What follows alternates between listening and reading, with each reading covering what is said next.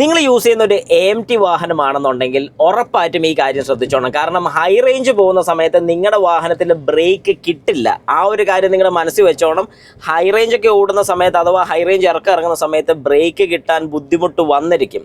Hi നമസ്കാരം, ഞാൻ Rakesh MG ടിപ്സിലേക്ക് എല്ലാവർക്കും സ്വാഗതം. എല്ലാവരും സുഖമായിട്ടിരിക്കുന്നു വിശ്വസിക്കുന്നു. ഇന്നിപ്പോൾ ഞാൻ സംസാരിക്കുന്ന ഒരു AMT അഥവാ AGS വാഹനത്തിനെ കുറിച്ചാണ്. അതായത് ഓട്ടോമേറ്റഡ് മാനുവൽ ട്രാൻസ്മിഷൻ വരുന്ന വാഹനങ്ങൾ ഓടിക്കുന്ന സമയത്ത് നിങ്ങൾ ശ്രദ്ധിച്ചിരിക്കേണ്ട ഒരു കാര്യമാണ് ബ്രേക്ക് കിട്ടാതെ വരുന്ന ഒരു കംപ്ലൈൻറ്റ് ഈ വാഹനത്തിൽ ഞാൻ പലരും പറഞ്ഞു കേട്ടിട്ടുണ്ട്. എന്തുകൊണ്ടാണ് വളരെ വ്യക്തമായിട്ട് പറഞ്ഞുതരാം. പ്രത്യേകിച്ച് ഞാൻ ഇപ്പോൾ ഓടിച്ചുകൊണ്ടിരിക്കുന്ന നിങ്ങൾക്ക് കാണുമ്പോൾ മനസ്സിലാവും ഒരു AMT വാഹനം തന്നെയാണ്. ഡ്രൈവ് മോഡിലിട്ടുകൊണ്ട് തന്നെയാണ് ഞാൻ ഈ വാഹനം ഓടിക്കുന്നത്, മാനുവൽ മോഡിലല്ല.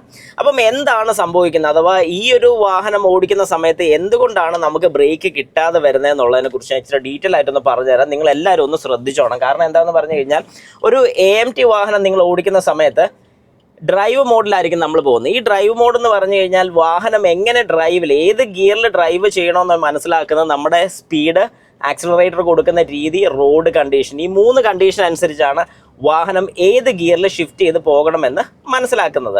അപ്പോൾ അതേ സ്ഥാനത്ത് നിങ്ങളൊരു ഹൈ റേഞ്ചിൻ്റെ ഇറങ്ങി വരിക എന്നൊന്ന് സങ്കല്പിക്കുക. അതായത് നല്ല കുത്തനെയുള്ളൊരു ഇറക്കമാണ്. നിങ്ങൾ ഇറങ്ങി വരുന്ന സമയത്ത് അത്യാവശ്യം സ്പീഡ് കാണും.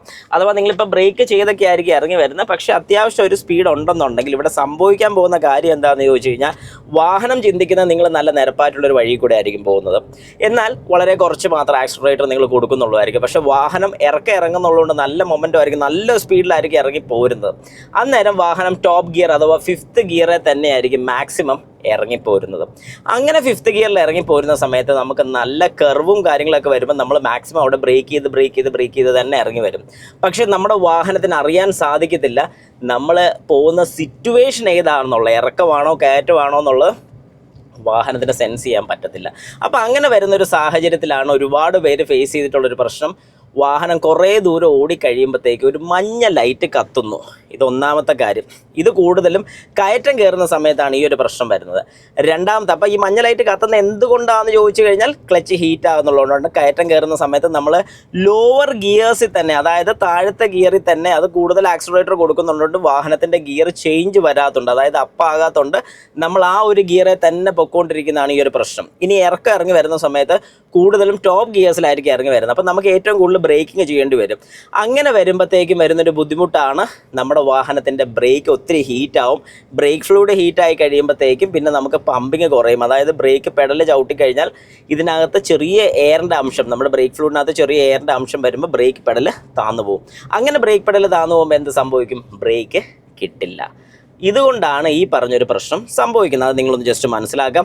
അന്നേരം ചെയ്യാൻ പറ്റുന്നൊരു കാര്യം എന്താണെന്ന് ചോദിച്ചാൽ, നിങ്ങൾ പോകുന്ന ഒരു D മോഡ് അഥവാ ഡ്രൈവ് മോഡിലാണെങ്കിൽ അത് മാറ്റി ഒരു മാനുവൽ മോഡിലോട്ട് ഷിഫ്റ്റ് ചെയ്യാൻ സാധിക്കും. അതിനുശേഷം കയറിയ ഗിയറിൽ തന്നെ ഇറങ്ങി വരണമെന്നാണ് പറയുന്നത്. ഞാനത് റെക്കമെൻഡ് ചെയ്തില്ല, എന്നാലും ഒരു സ്പീഡ് മെയിൻറ്റെയിൻ ചെയ്ത് തന്നെ പോവുക. ഇപ്പം ഈ വാഹനം 2nd ഗിയറിലാണ് പോകുന്നത്. ഞാൻ എത്ര ആക്സിലറേറ്റർ കൊടുത്താലും ഈ വാഹനം 2nd ഗിയറിൽ മാത്രം പോകത്തുള്ളൂ. ഇനി ഞാൻ ചെയ്യുന്നൊരു കാര്യം എന്നാ, പ്ലസ് കണ്ടോ, ഇങ്ങനെ പ്ലസ് ഇടുന്നു.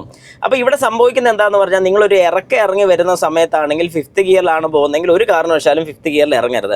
നേരെ മൈനസ്, കണ്ടോ ഇവിടെ ഈ കാണുന്ന പോലെ മൈനസിലോട്ടാക്കി അതൊരു 3rd ഗിയർ, ഇപ്പം ഞാൻ ഒന്ന് മെയിൻ റോഡ് ആയതുകൊണ്ട് ഇപ്പം നിലവിൽ 3rdiലോട്ടാക്കി. അപ്പോൾ നിങ്ങൾ ഇറങ്ങി വരികയാണെങ്കിൽ 5th വരുന്നതെങ്കിൽ പോലും ഒരു 3rdiലോ 2ndലോ, അത് അന്നേരത്തെ റോഡ് കണ്ടീഷനും റോഡിൻ്റെ സ്പീഡും അനുസരിച്ച് ഒന്ന് ഗിയർ ഡൗൺ ചെയ്ത് ഇറങ്ങുകയെന്നുണ്ടെങ്കിൽ ബ്രേക്കിങ്ങിൻ്റെ യൂസേജ് വളരെ കുറയും. ഗിയറെ തന്നെ നിങ്ങൾക്ക് ഇറങ്ങി വരാനും സാധിക്കും. അതൊരു വലിയൊരു അഡ്വാൻറ്റേജ് ആണ്. അതുകൊണ്ട് ഒരു കാരണവശാലും ഒരു നല്ല കുത്തനെയുള്ള ഇറക്കോ അല്ലെങ്കിൽ ഒരു ഹൈ റേഞ്ച് ഇറങ്ങി വരുന്ന സമയത്ത് D മോഡിലിട്ട് പോരാതിരിക്കുന്നതാണ് ഏറ്റവും നല്ലത്. ഇത് ഞാൻ പറയുന്ന ഓട്ടോമേറ്റഡ് വാഹനത്തിൻ്റെ കാര്യമാണ്, അതായത് AMT വാഹനത്തിൻ്റെ കാര്യം. ഇനി കുറേ പേര് വന്നിട്ട് പറയാം, അവൻ പറഞ്ഞ് D പോകണ്ട എന്നൊക്കെ പറഞ്ഞുകൊണ്ട് വരും. അങ്ങനെയല്ല. ഓട്ടോമേറ്റഡ് മാനുവൽ ട്രാൻസ്മിഷൻ അഥവാ AMT വാഹനത്തിന് മാത്രമാണ് ഞാൻ ഈ പറഞ്ഞ കാര്യം ചെയ്യാൻ പറഞ്ഞിരിക്കുന്നത്. അല്ലാത്ത ഓട്ടോമാറ്റിക് വാഹനത്തിനല്ല ഞാൻ പറഞ്ഞിരിക്കുന്നത്. ഈ ഒരു വാഹനത്തിൽ അങ്ങനെ ഇറങ്ങി പോരുകയാണെങ്കിൽ നിങ്ങളുടെ വാഹനത്തിൻ്റെ എഞ്ചിൻ ലൈഫ്, ക്ലച്ചിൻ്റെ ലൈഫ്, ബ്രേക്കിൻ്റെ ലൈഫ് എല്ലാം നിങ്ങൾക്ക് കൂടുതൽ കിട്ടുന്നതായിരിക്കും. അതുകൊണ്ട് കഴിവതും ഇങ്ങനെ തന്നെ ചെയ്യാൻ ശ്രമിക്കുക.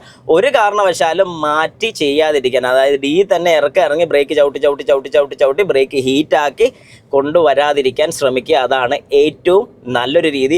ഇനി AMT വാഹനങ്ങളിൽ എപ്പോഴൊക്കെയാണ് മാനുവൽ മോഡ് അഥവാ M മോഡ് യൂസ് ചെയ്യുന്നതിനെക്കുറിച്ചൊരു വീഡിയോ ഉടനെ തന്നെ നമ്മുടെ ചാനലിൽ വരുന്നുണ്ട്. ജസ്റ്റ് ഒന്ന് വെയിറ്റ് ചെയ്യാം.